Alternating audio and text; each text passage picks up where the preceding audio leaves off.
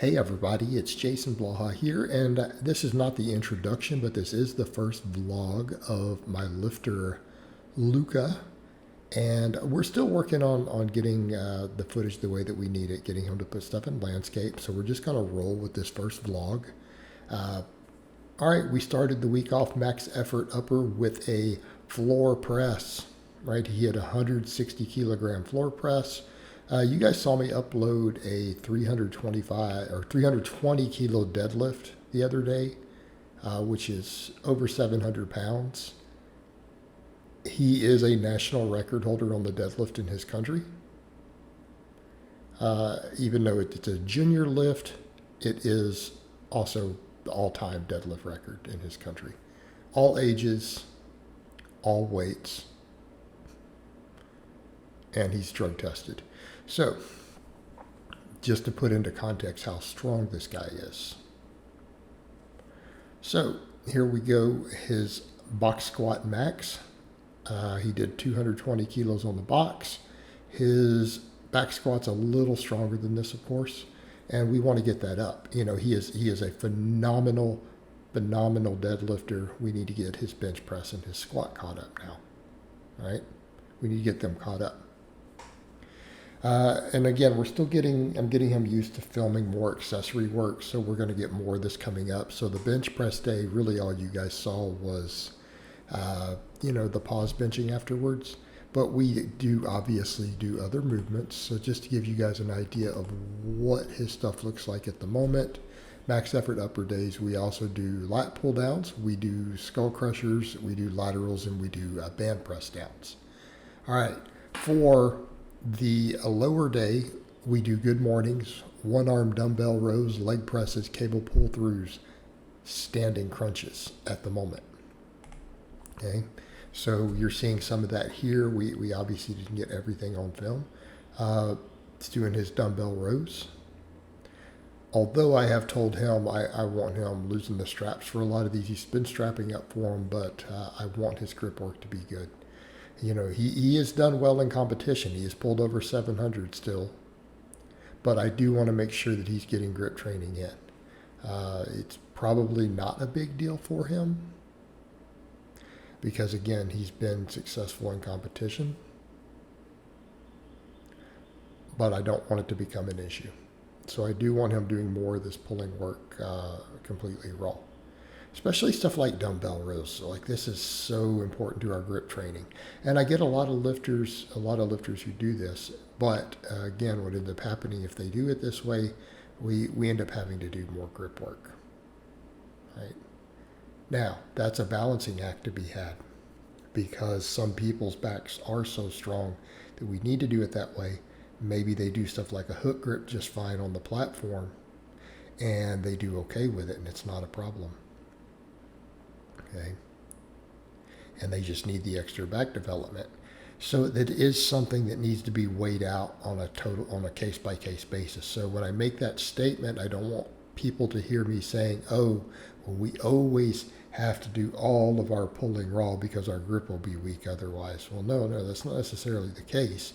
Just be aware that you may need to do extra grip training if you choose to strap up for a lot of your back work, if you're doing that back work chasing, again, more back development. And I don't have an issue with that. I have no issue with people doing it that way. I've certainly done some heavy rows with straps, particularly if we're going to do like bent over cheat rows. Oh yeah. All right, I've done it, and I don't think it's a bad thing. Has its place. But when it comes to these things, we have to understand the why. We need to understand the why. We need to have a game plan for all of that. For the majority of you out there, you're probably better off doing your lat work without straps. There are many exceptions. Notice I said the majority of you. That means more than half. You're probably best just sticking with that till a reason comes for you to need to do otherwise. All right, dynamic effort upper day, speed bench. He does 3 sets wide, 3 sets medium, 3 sets close. We do not use accommodating resistance for him. He doesn't have a gym setup with access to it. It's not convenient for us to do, therefore we don't do it. I love accommodating resistance for speed work. I program it for speed work. I've had multiple elite lifters who don't have access to bands or chains. And we do it raw, and they get stronger. So, again, there's more than one path to get here. I think the bands and chains have a big advantage. They're not a requirement. It's because something is a potentially better tool does not mean that it is a requirement to be really, really good. Okay? Perfect example. National record on a deadlift. 22 years old, deadlifts over 700 pounds. Doesn't have access to bands or chains.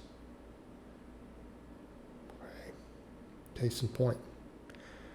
All right. We do, again, after all that, we do some dumbbell benching. We do lat pull downs.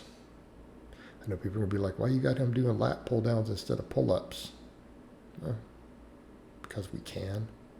And because I just want him to get a pump in his back. I'm not trying to beat him up. Our pulling is so heavy for this guy. All right, let me state that again. Our pulling is so heavy for this lifter, even our speed pulls. Okay? This guy's speed pulls are stronger than a lot of you maxes are for speed work. All right, I'm already beating him up. I'm putting a lot of load on his back all the time. And that includes the upper back. I'm just not trying to beat him into the ground with the other stuff. Again, hence the reason I'm like, let's lose the straps for some of those rows and force us to go lighter and contract a little more.